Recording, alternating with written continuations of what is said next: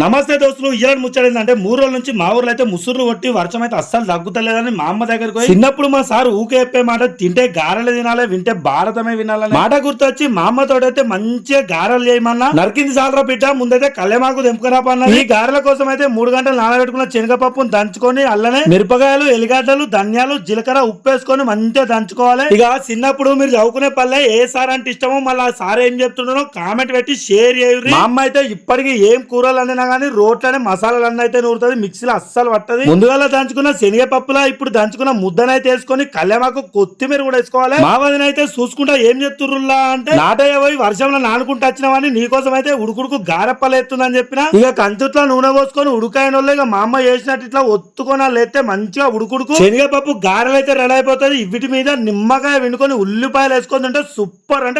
ఇక మన వీడియో నచ్చితే షేర్ చేయర్రి, లైక్ చేయర్రి, కామెంట్ చేయర్రి, అన్ని చేయర్రిగా.